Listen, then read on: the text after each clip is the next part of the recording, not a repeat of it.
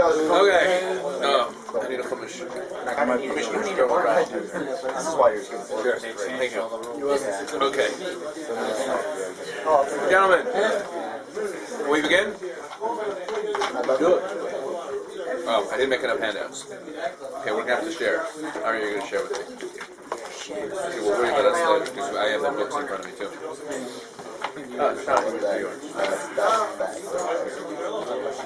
Okay, so how about every other person take one? Adrian and Tony will share. Tessie and Michael will share. You'll share with Ian.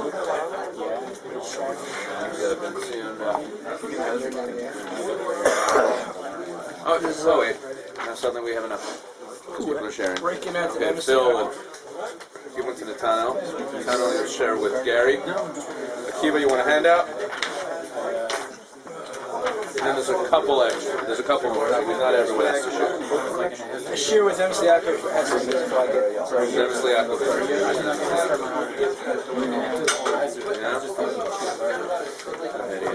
I know what you're talking about. Okay. Now, Nadav and Avihu, the two sons of Aaron. This week's parsha opens with mention of their deaths. Parsha begins Acharei Mot Shnei Bnei Aaron, and then it mentions how they died briefly. Bekorvatam, 4 words. Bekorvatam lifnei Hashem vayamutu. As they drew close to Hashem, and they died. Okay, and we know from Parshat Shmini when they actually died. That's where we have, of course, the most detailed account of their deaths, where it says that Aaron Feintel, you need a handout. You want to share with Akiva? You guys will share? Good. Okay, they'll share.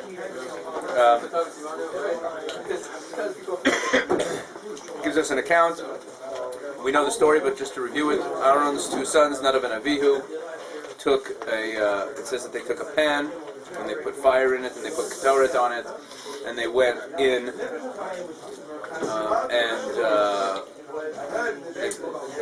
something that the Torah points out emphatically that Hashem did not command them to do.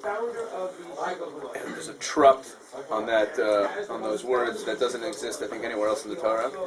Asher lo tziva otam.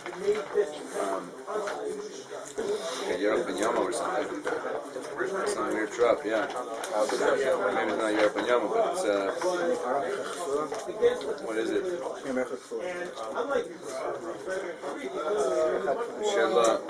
Yeah, Mechut Kula. Happens a few times. Connie knows better than I do. I'm not saying that facetiously. Wise, you're ahead of the game. So the Torah says quite emphatically that God did not command them to do this. They brought in an Eish Zara, a foreign fire. That's the Torah says. And there's a couple other places in the Chumash where it mentions their deaths, and mentioning again, it mentions 4 different places. It mentions in 4 different places in the Chumash that they died. And each time it mentions that they died, it mentions why they died, and it says the exact same thing every time. They died because they brought in a fire, a foreign fire, or they came close to God, or they brought a fire that God did not command them. There's no contradiction. There's no different options offered. What's strange is that as soon as you enter into the world of Chazal, you have many different reasons. Menachem Mendel Kasher in Torah Shlema, I'm not going to get into everything that he writes there, because it's mostly just like him taking inventory of every obscure Chazal you could imagine. He shows that there are 11 different reasons that Chazal gave, 11 different sins that Chazal list and attribute to Nadav and Avihu as to why they died. Anyone ever heard of any? Go ahead. They were drunk. That's a really famous one. Any others you ever heard? Yeah? They refused to get married. They refused to get married. Okay, anyone else ever hear that one? Okay, that's one that says, yeah? Moshe told them not to light the fire themselves, and they did. And close. They paskin in front of close. everybody. Moshe didn't say. Well, actually, what they did was actually mutter, but they came up with the halacha themselves and didn't ask Moshe Rabbeinu. Yeah, they passed in front of the rabbi. Right, they paskined on their own without asking Moshe. Okay, anyone else ever hear any others? Wasn't when They weren't supposed to look. Good. Okay, that's we'll get to that. There's something they weren't supposed to look at that they looked at. Anything else? Yeah. Anything else? There's more. Masal of all these different reasons that they were killed. Now, what's strange? You remember any more?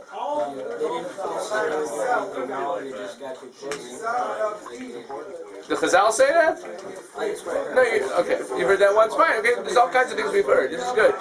Now, what's really strange, and a number of Mefarshim, as we'll see, but mostly later Mefarshim, the Orach Chaim asks this question, others as well, but really it's very modern thinkers, it seems, are dealing with this question. Why are Chazal doing this?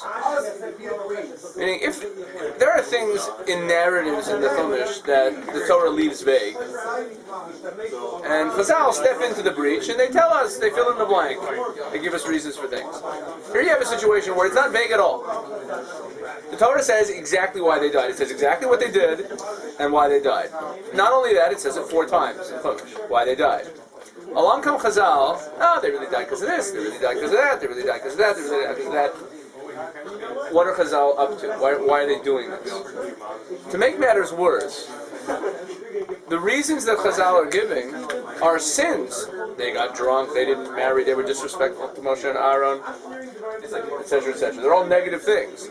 The Torah itself says, what does Moshe Rabbeinu say to Aaron afterwards? They were holy, the Krovaya Kadesh, they were very close to Hashem, they were the holy ones, the ones closest to God. They seem to be somewhat praised.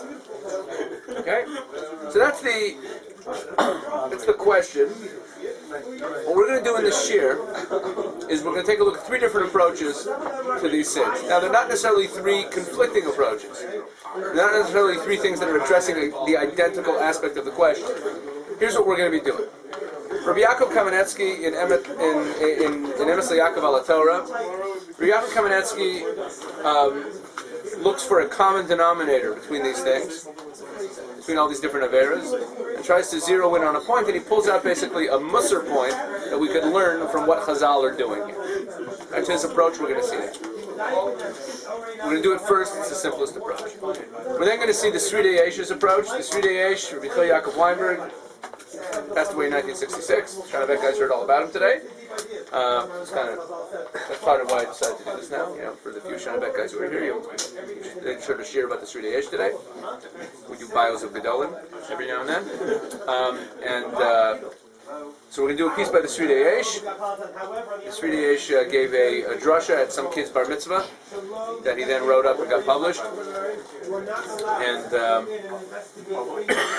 in it he discusses what's going on here. He has a similar approach to Rabbi Yaakov Kamenetsky and looking for a common denominator, but the common denominator he finds is something else entirely.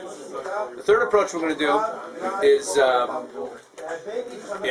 my understanding of what Rashi's doing, because there are 3 Rashis in Chumash. Oh, I shouldn't say 3. There are 2 Rashis in Chumash, which give 2 reasons other than the reason given in the Chumash for why Nadav and Avihu died, and they're also different than most of the Chazals. These 2 Rashis. They're 2 more obscure Chazals, and they're not part of the standard list of things that they did wrong. And Rashi, so you have, if you take the 2 Rashis and then the Parsha itself, you have 3 very different looking reasons for why they died. So I'm going to try to, I have a little interpretation on what exactly Rashi was doing there with these things. So those are the 3 approaches we're going to take. Okay, here we go. Now you know where we're going. So first Rabbi Yaakov Kamenetsky. This is the shortest approach. I didn't photocopy it because it's pretty short, but I'll read to you what he says. He says it in Parshat Shmini, where the event actually takes place. And here's what he says. Fire came out from before God, and it consumed them, and they died before God. He says, Hine, b'mitat b'nei Aaron rabu adayot. He says, in the death of Aaron's sons, there are many different opinions. And then he starts quoting from Vayikra Rabbah. Vayikra Rabbah is really where there's like a whole list. Mara Mari Pnei Sha'aru Halacha B'Fnei Rabbah. And one says, what's going on? One says because they decided a halacha in front of their, in front of their Rebbe, meaning they didn't ask him. Mara Mar Shtuya Yain Hayu. One says they were drunk. Mara Mar Shekvar Nitchayuv B'Sinai. One of them says that they already were Chayav Misa from Har Sinai. That's what Shai said. Ela Shehimtin, but that God waited. Mipnei Shelo La'arbeh B'Tasimcha, because he didn't want to mess up the Simcha of Har Sinai. So instead he messed up the Simcha of the inauguration of the Mishkan. Umar Amar Mipnei Shelo Nasu Nashim. One says because they never got married. Amru, and in the opinion that they didn't get, that they chose never to get married, there's actually like a little inserted into the medrash something that they said. Why didn't they get married? Amru, they said, Achi Avinu Melech. Our uncle is the king, basically. It's Moshe Rabbeinu.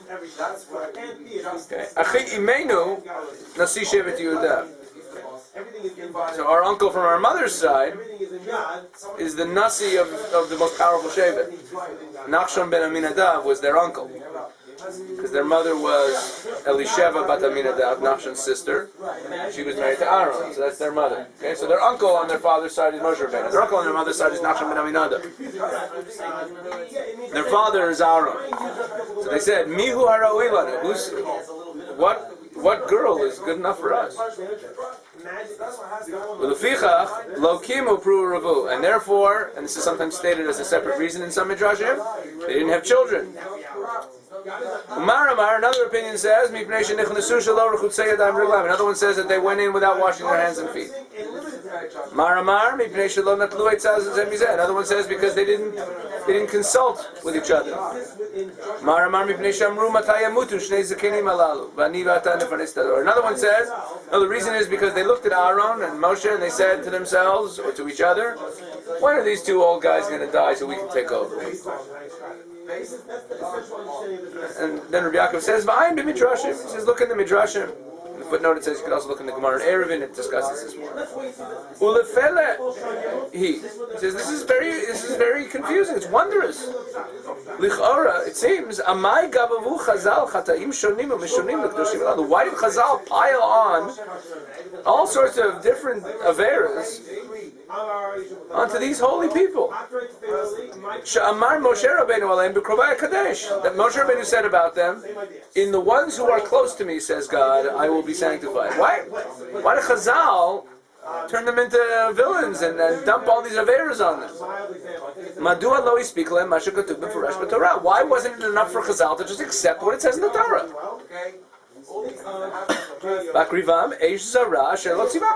They brought a fire that was not commanded. And they added all these sins that were hinted at.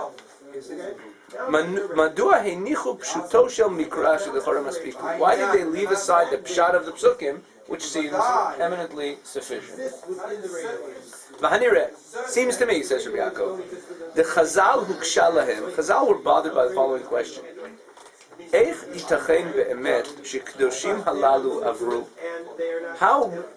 it possible that holy people like this committed such an affair? That they did something so blatantly against the rules. In front of Moshe and Aaron. Al Karcha. Necessarily you must say, you have to say, it's clear they didn't ask permission, which means, and they had no way of knowing if this was permissible or not. Which means that they must have made a decision without consulting Moshe Rabbeinu. So that's not even drush anymore. So now he's basically saying that some of these midrashim, you can see them in the text. The fact that they did this means that they decided on their own to do it. Means that they ruled for themselves that it was permissible. Okay, so that Chazal, that they didn't ask Moshe, that's actually pshat. Okay. But Chazal were still bothered. Why? Because what's the problem? How could they make a decision like that without asking Moshe? It's still bothersome, right?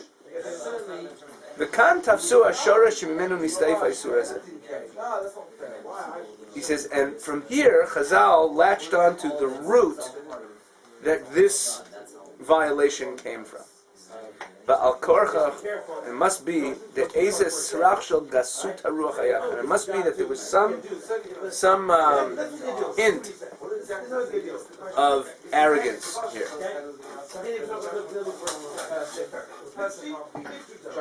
So then he goes through how these were all forms of arrogance. How these all come from, basically they had one problem. The problem was they were arrogant.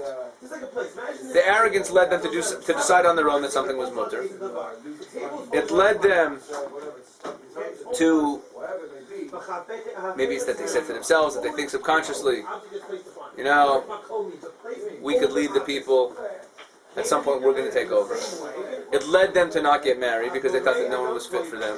It led them to not get married and have kids, you know, because they're so spiritual, they're on such a high level. Right?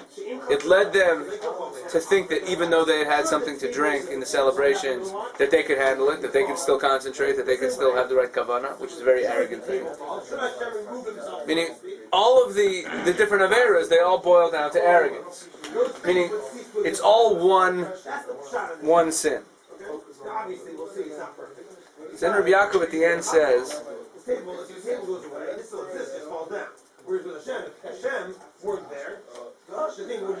he even says, you know, the fact that they didn't marry women, you might view it as some kind of like asceticism, like they were trying to be holier. Like we know the story about Ben Azai in Shas. You know, he never married because he was on a very high level. He's separate. You know, Moshe Rabbeinu also separated from his wife. Maybe it's a high level, but Chazal are telling us, yeah, but it was also gaiva. Because sometimes when people want to put themselves on a higher level than they really should be on, it's also gaiva.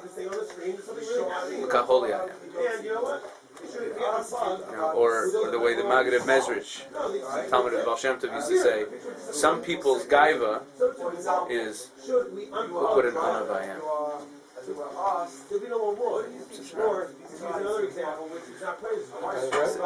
Chazal saying that these are the only sins that are what they're saying is that arrogance, because what I'm saying. No. What I'm saying is they choose the specific list. Perhaps there's other sins that could have been. There are other sins that are also arrogance. Yeah. But what he's saying, but I guess what Rabbi Yaakov is saying is that for, you know, maybe this will be partially answered by the Sri Deyesh's approach. But basically, if you look at them, look, you can't just pull a chazal out of thin air. They're trying to put things, attribute things to them that would fit this particular situation, because it's an arrogance of, I'm on a very high spiritual level. It's a particular flavor of arrogance. So they're choosing sins that would fit this. Like, you know, even though I've had a little bit to drink, I'm still fine. For me, it elevates me. You know, for me, it elevates me. Yeah, I know when some people drink, they go down, but for me, it actually, you know, it makes me able to daven at an even higher level. That's a kind of arrogance. Kind of there's a spiritual arrogance. What about the not washing hands and feet? Oh, that's an interesting one. He doesn't address this one, but I was thinking about that one. Like, how do you fit that one? What do you think? What do you think? It's also spiritual arrogance. Why? I don't need to wash my hands and feet, or the goof doesn't really matter here. But you can give this. It could be, yeah. I like what you're saying. Yeah. It could be that could be for any sin. You could list any sin and say it's spiritual arrogance against God. They think they're so much better. No, but these. And other people that they don't have to. That was my question. What I said is that it was a specific. No, but these are specific to like the type of thing that they were doing, the type of station they had in life. It was the fact that they didn't marry, and Chazal say because they thought they weren't too high a level for anyone. Like it was very particular. Rabbi Yaakov, I don't know. Rabbi Yaakov then says a very nice Musar point. He pulls this whole thing together and he says, you know what Chazal are teaching us here? This is what he says. He says, "B'chol adam nimtzeit nekuda merkazit shehi meniat kol chatayad." He said, everyone has, like, when you look at someone from the outside, like, we have a unique view of ourselves. The way other people see us is like, there's this trait, and this trait, and this trait, and this trait. That's not how we view ourselves. Internally, we're very much like, there's me. And all the things I do and how I behave are just expressions of me. Because what Rabbi Yaakov is saying is that for every person, there's a core midah, which is the root of all of his flaws. So it manifests itself as this flaw, and that flaw, and that flaw, and that flaw, and that flaw. But if you really want to fix yourself, everyone's got one core midah, one core characteristic, character trait, that really leads to all the other. Now, for some people, it's arrogant, so it manifests itself this way, and this way, and this way, and this way, and this way. And for other people, it might be low self-esteem. It manifests itself this way, this way, this way, this way, and this way. Whatever it is. He said that's what Chazal are telling us. Now, Rabbi Yaakov didn't pull this out of thin air himself. He got this from his Rebbe. I read this piece by Rabbi Yaakov many years ago, and I was always like, oh, what a great insight by Rabbi Yaakov. And not to belittle him at all, Rabbi Yaakov had a Rebbe in psychological insights. His Rebbe was the Alter Slobodka. And in the Alter Slobodka's writings, he makes the same point over and over again. This idea about that there's one core trait that each person has a kind of a core trait that is really the main driving force behind their behavior, and that's where you have to work on fixing it. Otherwise, you're basically fixing externalities or symptoms. You're not really fixing the problem. Exactly. Yeah. Exactly. And the same thing. There's a core. Exactly. Yaakov says this. It comes up in a few ways in his writings. So he says that. So Rabbi Yaakov's approach to these chazals is he looks for the common denominator and then says that's really what Chazal were telling us. They're telling us that it looks like a lot of different things, but really, now how did he answer up his original question? His original question was, what's wrong with the Pashup Shad? Well, so now we can say that what Rabbi Yaakov is saying is that this is all an explanation of what Eish Zara means. What is a foreign fire? He's saying Chazal were building off of that and saying that foreign fire is the arrogance. It's an enthusiasm. It's a fire. It's a religious fervor that is foreign. Something wrong with it. Okay, that's Rabbi Yaakov's approach. Yes. What about the one about really it was from Har Sinai? And no, because they looked what they shouldn't look at. Yeah, that was perfect. At Har Sinai? Yeah, that at Har Sinai they looked at something spiritual that they weren't supposed to look at. We'll get to that one soon. Rashi's going to mention when we do Rashi. Okay, let's take a look now at the Sridei Eish. Okay, the Sridei Eish, Rabbi Yaakov Weinberg, very interesting and controversial gadol, lived in the 20th century, died in 1966. Sridei Eish, his Hebrew is very beautiful, and I photocopied this piece here. This is going to be the longest section of the shir. I'm going to go through this. Now, I put ellipses, ... because I skipped around. It's a long essay. To do this whole essay would take us a couple hours. So I pulled out a few excerpts and I'll fill in the blanks of what we missed, but I wanted to see these pieces here. He starts off, he just kind of introduces, he starts talking to this bar mitzvah boy. He also talks to him at the end, like the essay ends, V'ata bar mitzvah yikiri, and you, my dear bar mitzvah, like it's a bar mitzvah speech. He gave a speech at some bar mitzvah. That's what this is.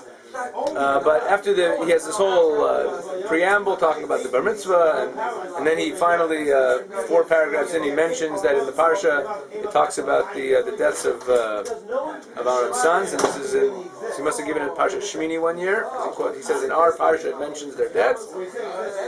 Okay, and then he says okay.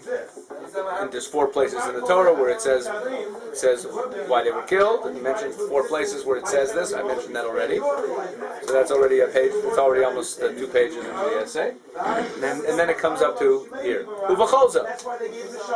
Nevertheless, despite the fact that it's pretty clear in the text why they died, and 4 times the Torah says it again why they died, he's going to ask the same question as Rabbi Yaakov. I guess just for full disclosure, I should point out that Rabbi Yaakov Kamenetsky and the Alter of Slobodka, I'm sorry, Rabbi Yaakov Kamenetsky and the Sridei are both Talmidim of the Alter of Slobodka. They both had the same Rebbe. Yes. Did he write a Kabbalistic book? Never. No. Was it Moreh? No, Ma'orei Aish is a book about Hilchos Shabbos that was written by Rav Shlomo Zalman Auerbach about electricity. Okay. So, you might be thinking of the book Ma'or V'Shemesh. But I don't know. Okay. Ubechol Zot. And nevertheless, now he's not the type of Kabbalist. This was around so much. Yeah, you never know. If you did, then like, whoa. Okay. Ubechol Zot. Lo istabku Chazal. Nevertheless, Chazal were not satisfied with this, with what it says in the Torah. Ela hosifu. He's going to ask the exact same question as Rabbi Yaakov. We must have talked about it in Slobodka. Ela hosifu avon al hashmatam hamufareshet. But they added sins on the explicit guilt. Lo meitu b'nei Aaron ad shehoru alacha b'fnei Moshe Rabban.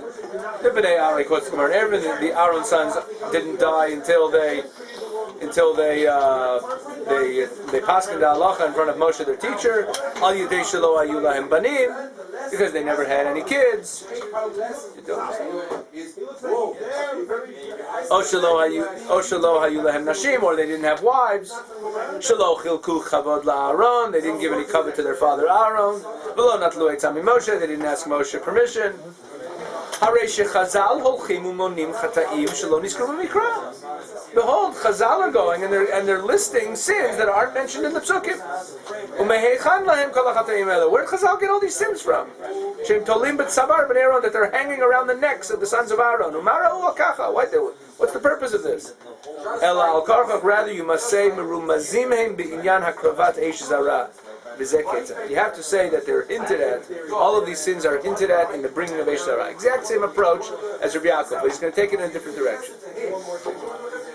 Mehine, behold, nireh shechazal lo amru dai b'sipur ha'meura k'fi shenureh ach v'rak la'ayin. It seems that Chazal didn't say enough in the telling. They didn't see it sufficient in the telling of the story as it appears to the on first glance. V'nishma la'os basar and is heard by our ears. Ela b'tviat einam, rather Chazal didn't see it as sufficient just to look at the story at face value. That's basically what he said, using fancy language. Ela b'tviat einam, but with the evaluation of their eye, chatru ve'emiku, they dug and they went deep. V'hayut sofin b'nivchei nishmat enosh v'am, and they were gazing into the hidden places in the soul of man and nation. Fancy language. The Sridei was a poetic type. Amru b'Sanhedrin. Chazal said in Masechet Sanhedrin, "B'kvar hayu Moshe v'Aaron mahalchin b'derech." And already Moshe and Aaron were walking on the way. V'Nadav v'Avihu mahalchin achrein. Nadav and Avihu would walk behind them. B'chol Yisrael achrein, and everyone else behind them. Amar lo Nadav l'Avihu. So Nadav said to Avihu, this is Gemara in Sanhedrin, "Eimatai yamutu shnei zakenim halalu v'ani v'ata nanhig et hador." When are these two old men going to die, and you and I can run the generation, lead the generation? Amar lahen HaKadosh Baruch Hu. So HaKadosh Baruch Hu said to them, "Anireh mi koveret mi." Let's see who buries who. Pretty heavy. V'hasifra mamshich u'mosif. The Sifra, in a different version of this, adds a piece. Heim kovrin etchem. They're going to bury you. V'yuhem manhigim et hakal, and they're going to continue to lead. They're going to lead the congregation. Bodies to bury? Sure, the bodies. He sent El Tzafan and whatever. He sent them in there to get them out.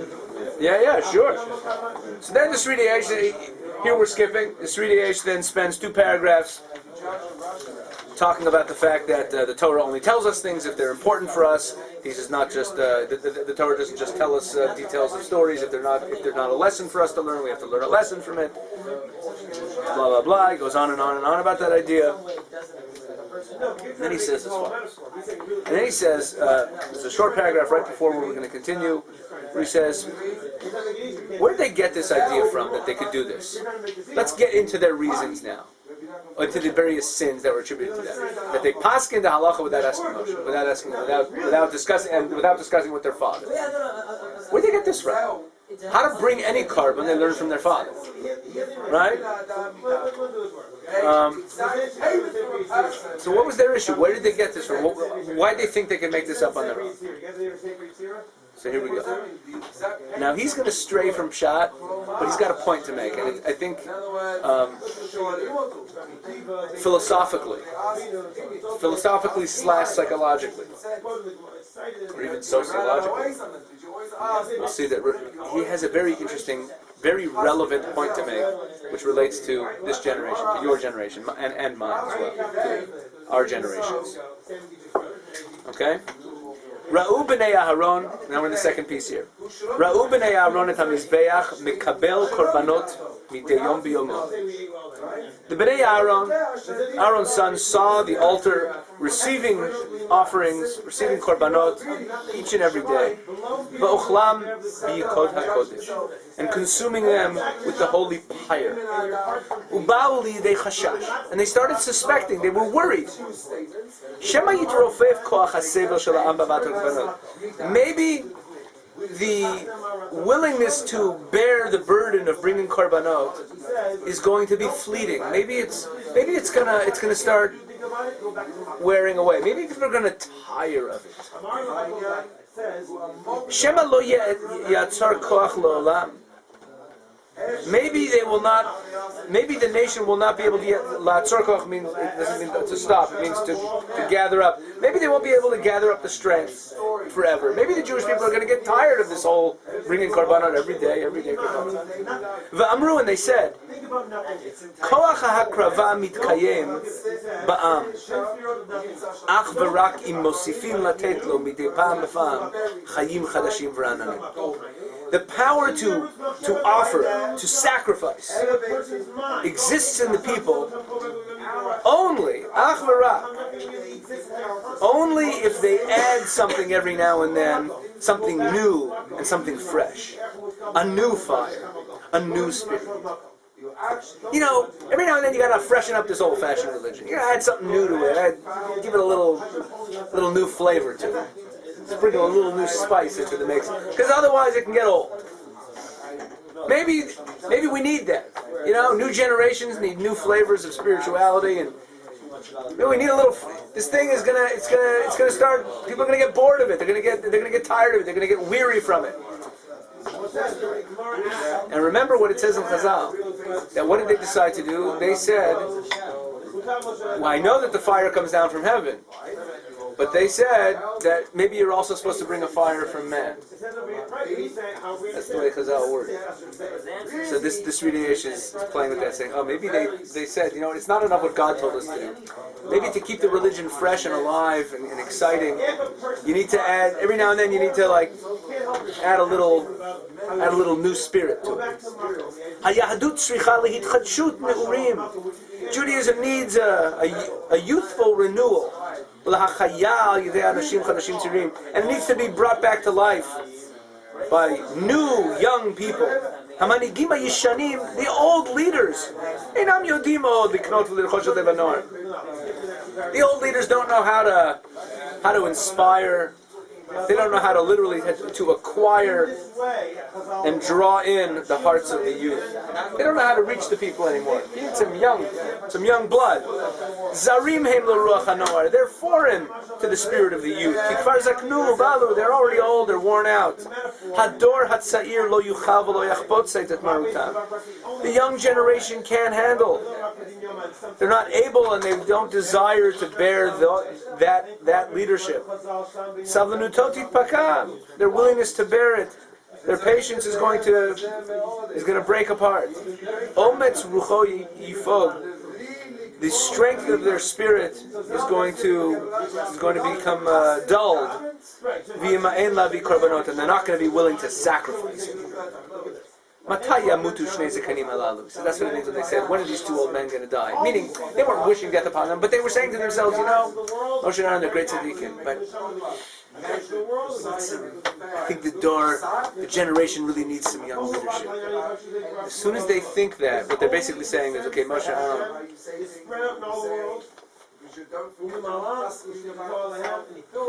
Gam be'inei b'nei Aaron, also in the eyes of the sons of Aaron, Hayam mizbeach hayadut kodesh.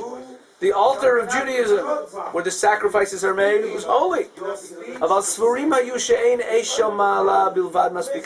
But they thought that the fire from heaven was not enough. We need a foreign fire. What does that mean? Idealism chadash, a new idealism, a new ideology.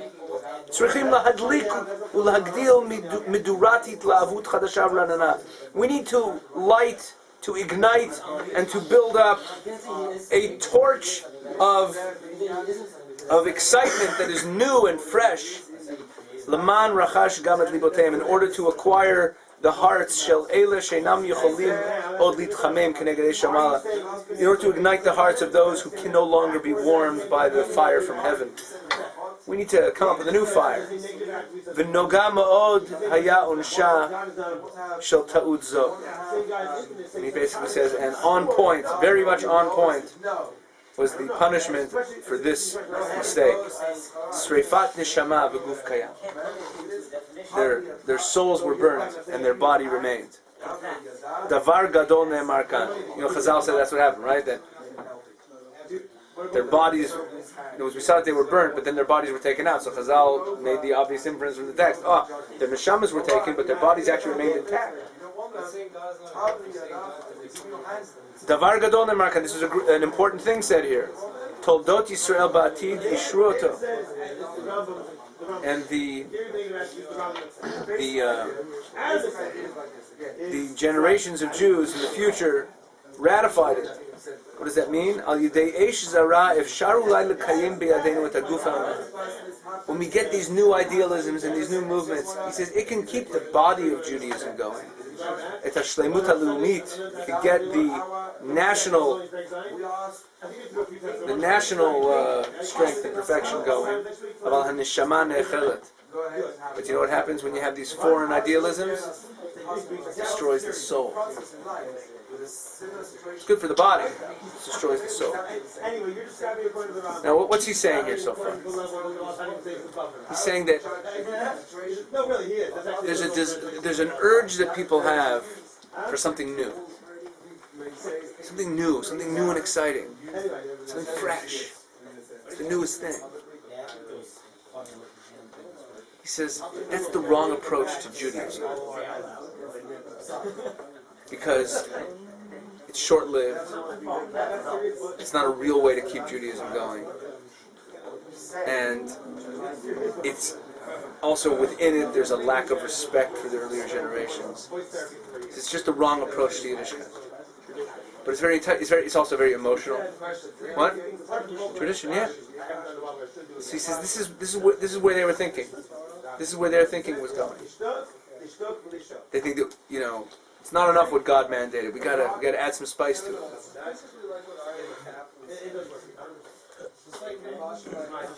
Okay,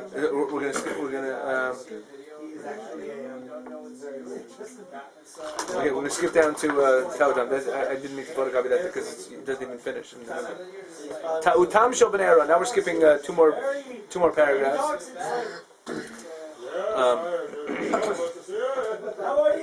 Whatever, he talks about the importance of being a Jew and the role of Jews in the world. In the intermediate paragraphs, he says that the role of Jews in the world is to change the world, and to fix the world, and to inspire the world. That's our job. And he says that all these other new idealisms generally just build up our national pride, but they don't really add anything to the substance of the religion. And then he says, Ta'utam shel bnei Aaron yisoda b'chosr nisayon. He says the error of the sons of Aaron had its root in lack of experience. They were young. Shelo nasu nashim. They hadn't gotten married. Shelo holidu banim. They didn't have children. Mishi hityamru liot morei hanor v'umanigav. People who were trying to hityamru means to try to take over. to be the teachers of the youth and the leaders. Shum nisayon lo haya lahem b'miktzor chinuch habanim. They had no experience in teaching children. Ki rak b'chinuch mitgaleh kol kocha shel hayadut hayashana. It's in education where we see all the power of the older generation. Chinuch is where the Masorah happens. These are people, they had no wives, they had no kids. Af al pi shelo aska hayadut hayashana harbei b'torat chinuch lamacha. It says even though if you look at old Judaism, we look at halacha, there's not a lot of halachas of chinuch. Harei lamaisa yada vehivina lishtaresh b'karka neshama Yisrael. It says, however, Lamaisa, the old Judaism knew and understood how to put roots in the ground of the neshama, of the Jewish neshama. It says, yeah, you're right. You don't see written in the halacha books how to do chinuch, but there's a tradition of how to do it. And to keep going, the excitement of the believers, this is for thousands of years. Which is not true of the new Judaism, which brings into the house a foreign fire. Never, at the very least, we have no proof of the new Judaism having an ability to continue. When he means new Judaism, for his time, he's taking a knock at the reform. He was in Western Europe, Switzerland, Germany for his career, but he's also taking a knock at all sorts of little new movements that would crop up. So for today, it could be other things. But basically, people, especially when you grow up in the West, what's new is always like new and exciting, new and improved. It's the next thing. He's warning us against taking that approach to Yiddishkeit, Torah.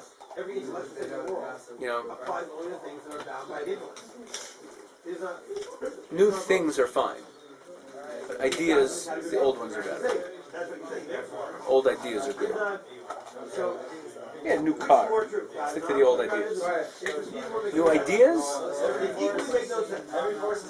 New ideas is dangerous. Old ideas are really good ideas. A lot of good old ideas. Shelo nahagu kavod ba'aron aviyem. They didn't give kavod to now all of them are fitting together in Sridei Yeshua. They didn't get married, they didn't have kids. They didn't give cover to their father. They're more halacha. When are they going to die? A foreign fire, bringing in their own fire. It's all saying, let's be innovative. But innovation is also a slap in the face to what came before sometimes. It comes from a certain attitude. We need to try something new. They didn't give cover to Aaron, their father. How so? How ketzad? Eloshay yisoda psychologi, the foundation, the psychological foundation for this behavior. Munach sof sof biyachas shel zilzul klapei havar ha'ivri. In the end of the day, the psychological foundation for this behavior. Now here is the Alter Tzlabat Kataka. Just like Rabbi Yaakov was saying, in the end of the day, there's one point that drives the whole thing. So he's also saying that. He's also a Talmud of the Alter. He's saying, what the psychological foundation of the whole thing is? Zilzul klapei havar ha'ivri. Making light. Zilzul. Is there a better word for zilzul than making light? Disgracing, discrediting, or disrespecting. It was just actually not a word. It was invented sometime in the late 1980s by rappers. And then it got shortened to dis, which was an urban term. I remember when it started. I remember joking about it. It was like a new word, disrespect. It's not actually a verb in the English language, but it became one. But it's a good verb. It serves a purpose because it's a good translation of the Zalzel. So to diss the Jewish past, see, that's the source of all their issues here. They didn't have enough respect for the earlier generations, for the past. V'gadlo ha'enoshi klapei ha'uto ha'avar. Shehuhu avi kol itlavut ba'ad hayadut. And the human greatness of that past, which in the end is the father of all of the real excitement of Judaism. Okay, and then he goes on, and then he starts talking about like what the youth need nowadays, and then which is about 6 more lines, and then he says Mazel Tov to the kid. What does he suggest as a solution for? He says that people need examples of great people. They don't need new ideas. They need to interact with great people. He said if young people interact with great people, they'll find that all their inspiration there. They don't need new ideas. So people look for new ideas in the absence of interaction with great people. It's a very interesting insight. Yes, Akiva. Within the framework of religion, isn't there of the old ideas, as you said before, isn't there room for innovation within that? Ah, that's fine. Like talking, But what you're saying doesn't involve a zilzul of the previous generations. You're talking within the context. like trying to put a muscle on something that I actually know a lot about, like rock music. There's a lot of innovation done within that 12-bar structure that it first started off at. Okay. And generally, if you go beyond that, you're viewed as crazy or pretentious or whatever. Within that basic structure of rock and roll, there is a lot of innovation to be done. Right, but as soon as you are lacking respect for the basic structure, then you're going to end up making up your own rules, and you're going to end up and the loss of respect for the past is going to end up leading to an innovation that's destructive. That's the point here. Okay, and that might be the goal of your innovation, be destructive. But yes. In what category would you put more innovation? Like, would that be considered an innovative work? Innovation? In comparison to the other... Not when the ideas were over 1,000 years No, old. it's not. What do you, I mean, in contrast to other opinions. I don't even understand. I don't understand what. Like, what do you mean? a lot of what's in there is unique to... It's unique. No, but that's different than saying like there's new ways to serve Hashem. Okay. You know. But he definitely says things that only he says. Yeah, no. We're talking more in the Rambam was the last person to go In terms of halacha, try to break away from the Masorah. I mean, everything he says is the Rambam was not striking out on his own. and at least in service terms of of God. halacha, he was very conservative. Yeah, it was extremely. Yeah. So this is Well, it depends. It depends what you're dealing with here. You know, like Kabbalah is a. I don't want to open up too much of a Pandora's box here in the discussion of this topic, but you're dealing with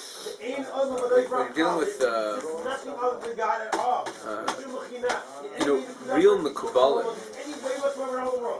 first become expert in all revealed Torah before they even start with that stuff. And when you meet them, if you meet people like that, I was socha over the course of Pesach during right after Pesach, a couple days after Pesach during Minhas Manim. What are you laughing about? During right after Chol Pesach, there was a bris in our community. A good friend of mine had a baby boy, and he's very close. He's a Talmud of Rav Yitzchak Ginsburg. Have you ever heard of Rav Yitzchak Ginsburg? He's written a lot of Sfarim in Kabbalah. He's a Gaon, serious Gaon. He's written a lot of books. He's American born, so some of the books he wrote in English. He's lived in Israel for a long time. Is he related to Ari Ginsburg? I have no idea who he's related to, but if you go into any Sfarim store, look for his books. There's like a wall of them, and he's written a lot of books in Kabbalah. And you just look into his eyes, and it's just like. And when I went over to talk to him, he was sitting before the bris. He was at the bris, and he spoke at the bris. He spoke unbelievably, and he gave this whole long thing about the baby's name with all these different complicated gematrias. I met Rav Yitzchak Ginsburg. Oh yeah. Yeah. When? He was the sandik at a bris that I was at, and I had like a 20-minute schmooze with him before the bris. He was sitting there in the corner of the shul learning, and everyone was good. I just walked over and started talking to him. It was amazing. And then he spoke at the bris. It was unbelievable.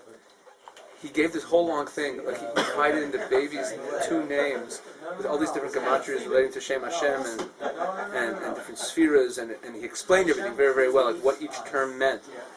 Like he was bringing things down to earth. He wasn't just like saying something gematriya, and then he would like say, okay, now what does that mean? Like he was talking about the different spheres of different aspects of Tiferet. It was very, very interesting. The whole shir, and it was so complicated in terms of the gematrias with the kid's name.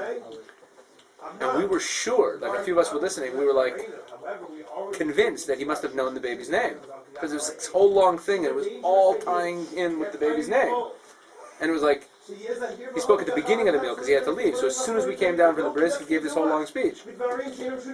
So then the father comes over and we're like, did you tell him the baby's name? He's like, no, I didn't tell him the baby's name.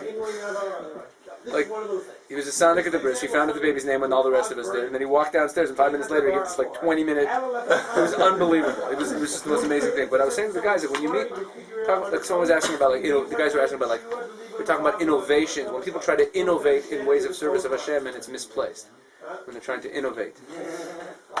The Sridei Eish's approach to Nadav and Avihu, that they were like, trying new ways of serving Hashem. Someone said, what about Kabbalah? So I said, look, when you meet real Kabbalah, they're generally very grounded in Nigla. They're very grounded in the real aspects of the Torah. They're not trying new things. You know, it's when you get into the neo-Kabbalists and the people who like, you know, that's already, it's not what the Kabbalah is meant to be. There's an order to things. And how to approach these things. And, you know, it has to be built on a foundation of the nigla.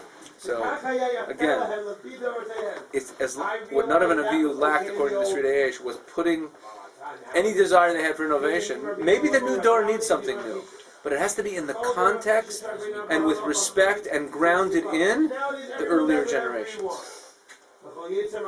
That's the idea that Sridei Eish is getting across. Okay?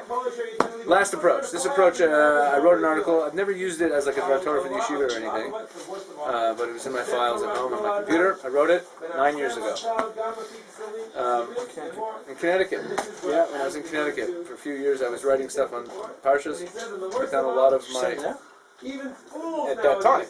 Right. Yeah, on that list back then. You were on that list, Ben? Back then. At the end. For about 2.5 years, I wrote Parsha stuff. Some of them were quite long. This one was 4 pages. I wrote it, and it's good. It's a lot of shiurim together there. It's a good job. Okay, Nadav and Avihu. So here, if I'm ever reading during this section this year, I'm going to be quoting myself. So don't. I'm just reading something.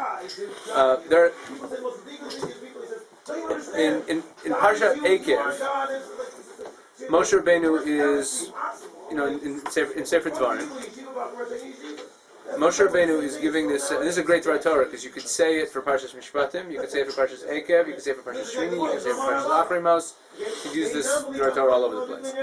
But in Parshas Eikev, Moshe Rabbeinu is talking about, he's reviewing the story of the Chet HaEgel, of the golden calf. And in it, he says, Uva'aron hitanaf Hashem me'od lahashmido. Right? Let me get the pasuk in front of me. Uva'aron hitanaf Hashem me'od lahashmido, va'etpalel gam ba'ad Aaron ba'itahi. So he's telling the whole story of the Egel, and he says, and God got very angry at Aaron to destroy him. God wanted to destroy Aaron, and I davened for Aaron at that time. So Rashi says, Lahashmido, to destroy him? What does it mean God got angry and wanted to destroy Aaron? Of course he wanted to destroy Aaron. Why did he get angry? He made the golden calf. So he says, Zeh kilui banim. This means destruction of his sons. V'chein hu omer v'ashmid pir yomimah. God wanted to wipe out Aaron's kids. V'etpalel gam ba'ad Aaron, and I davened for Aaron. V'ho'ila tfilati l'chaper mechza. And my tefillah worked to atone halfway. Umetu shnayim v'nisharu shnayim. 2 of them died, 2 of them lived. This is also God. According to this Rashi, why did Nadav and Avihu die? Because of the sin of the golden calf. And Moshe Rabbeinu says, my tefillah worked halfway. So two of them died and two of them lived. Okay? And then, in Parshas Mishpatim, which is what Shai alluded to earlier, at the end of Parshas Mishpatim, there's this very cryptic scene, which we've talked about before, that all these people, says that, Dafka says, Moshe, Aaron, Nadav, and Avihu, and the 70 Zakenim, all went up on the mountain. Vayir'u et Elokei Yisrael v'tachat raglav k'masei d'v'nat tzibir, and they saw the God of Israel, and under his feet was something like the work of a brick of sapphire. Did we do that shir this year about sapphire? No, we didn't. Maybe last year I did that shir. That's a fun one. And it was as clear as the clear sky. Meaning they saw some vision of God, of a sapphire brick and the throne of God. And God, okay? They saw something. And to the mighty ones, or the great ones, the strong ones of Bnei Yisrael, Lo shalach yado, God did not kill them. Vayachazu et Elokim, and they gazed upon God, Vayuchlu vayishtu, and they ate and drank. This pasuk is almost impossible to translate straight and understand what it's saying. But so Rashi works hard here. Ve'latzilei b'nei Yisrael, that's Nadav and Avihu and the Zakenim, says Rashi. Lo shalach yado, God did not kill them. Michlal, this implies shahayu re'uyim lishtalech b'hem yad. This implies that they were worthy of being killed. Vayachazu et Elokim, and they gazed upon God. Hayu mistaklim bo b'lev gas. They were looking at him with an arrogant heart. Mitoch achila v'shtiyah, with a comfortable heart from eating and drinking. Now, in the previous pasuk, I should have read this. When it says, and they saw God, Rashi says, nistaklu, they looked, vehitzitzu, and they gazed. V'nitchayvu mita, and they became obligated in death. They became liable to be killed for looking at God. But God didn't want to mess up the happiness of the giving of the Torah. So he waited to kill Nadav and Avihu on the day of the Chanukat HaMishkan. And for the Zakenim, it's a different time when he killed them. According to this Rashi, why were Nadav and Avihu killed? Because they gazed at something they weren't supposed to gaze at. So, why did Nadav and Avihu die? Did they die because they brought a foreign fire? Did they die because of the golden calf? Or did they die because they looked at something they weren't supposed to look at?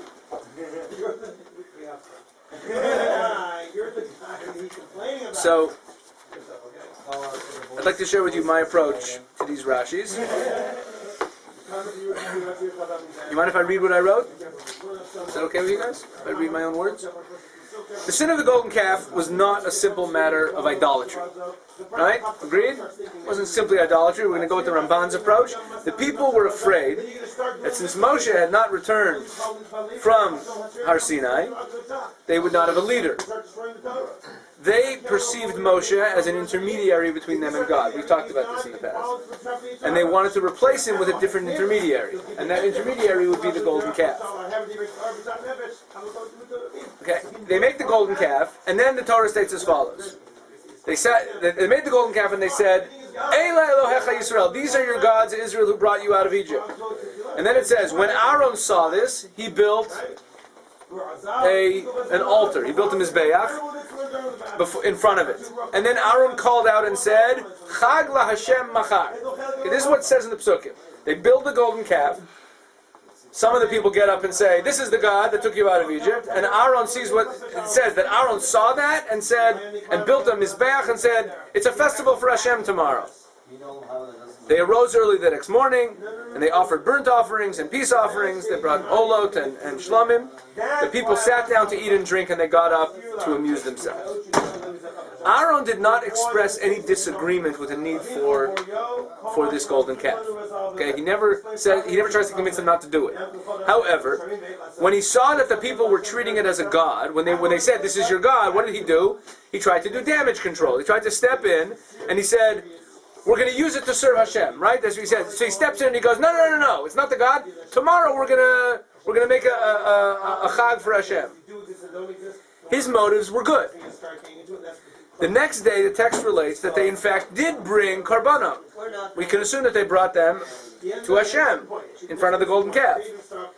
Unfortunately, this chag that he declared, just like the incense and fire that Nadav and Avihu brought,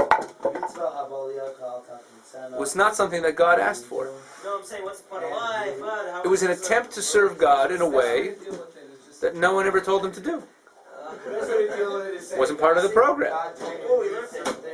Bringing offerings to Hashem on a Mizbeach is perfectly fine, as long as God tells you to do it. Aaron built his own Mizbeach, declares a festival to Hashem,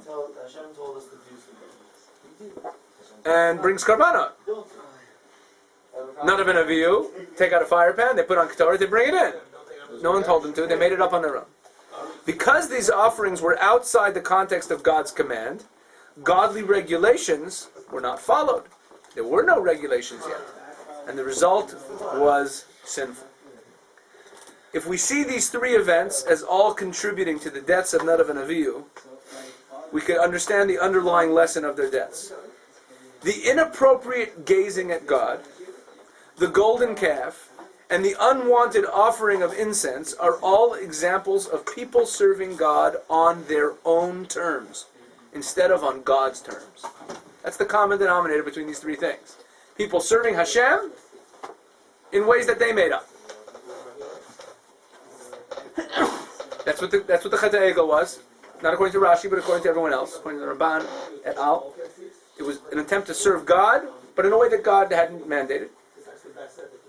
The Ketoret of Nadav and Avihu, that's what it was. Gazing at Hashem in a way that they weren't supposed to. These are all ways of trying to draw close to God in a way that you made up by yourself.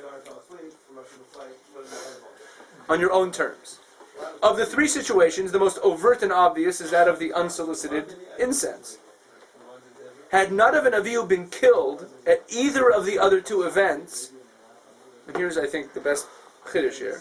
Had Nadav and Avihu been killed at either of the other events, it would not have been clear that this was the reason. There were other things going on. So, Dafka at the time where they do the most, like, they bring incense into the Mishkan, Hashem didn't command them to do it, and they're killed. So now, retroactively, we can tie in those other things and say these were all part of the same, they're all part of the same Aveira. They're all part of the same Midah. Serving Hashem in a way that He didn't ask for. That you made up by yourself, on your own terms.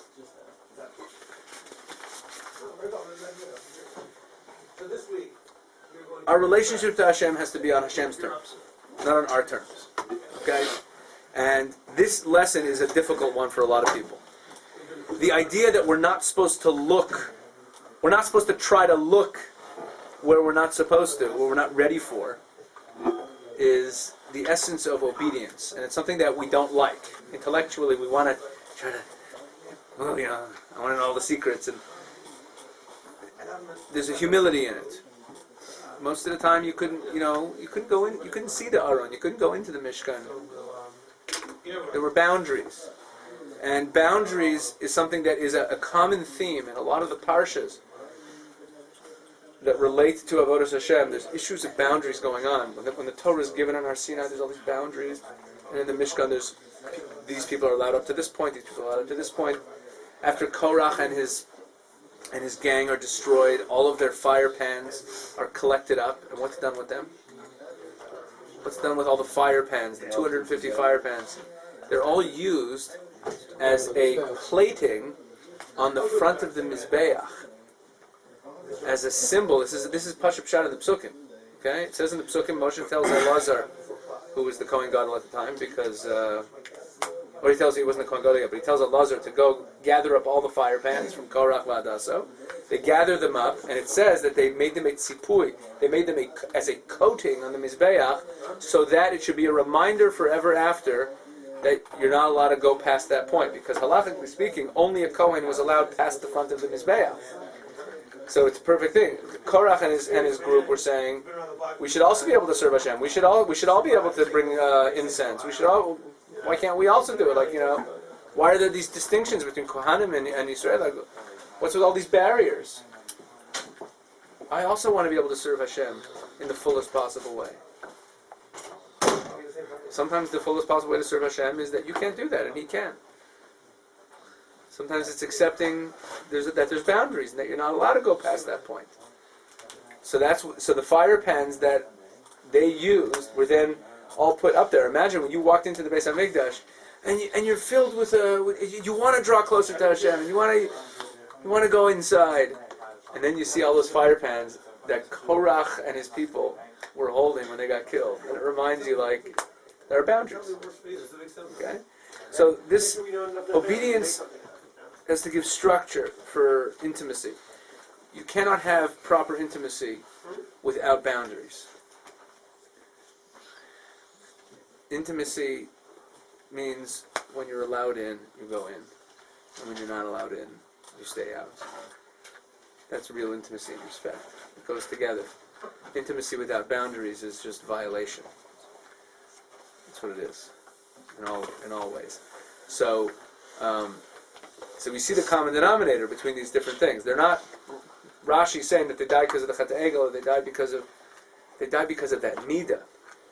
That midah of wanting to serve Hashem in their own way. This obviously dovetails nicely with what the Sri Deyesh said about innovation. And that dovetails nicely with what Rabbi Yaakov said about a little bit of spiritual arrogance. I can do it my own way. It's all part of the same sugya. It's different ways of saying the same thing. But that's really, I think it's a very relevant lesson. When I said at the beginning of this year that this is all stuff that's, I think, very relevant to our generation, this is something that our generation, your generation specifically, is really, really grappling with. Young religious people, young Orthodox people today are very into I do it this way and I do it this way, and I have a hodgepodge of minhagim that speak to me, and it's not all. A lot of it ends up being arrogance, and a very subtle kind of arrogance. An arrogance of, I'm very spiritual. I'm drawing very close to Hashem. My davening is so good. Like, there's a lot of arrogance. Spiritual arrogance is a very difficult thing to deal with. You're a very difficult midah to deal with, because it's a midah in which we fool ourselves into thinking that we're growing, and we're really just becoming, full of ourselves and full of it. Anyway, so there's a lot of lessons here. I'll stop ranting, and we have enough to think about.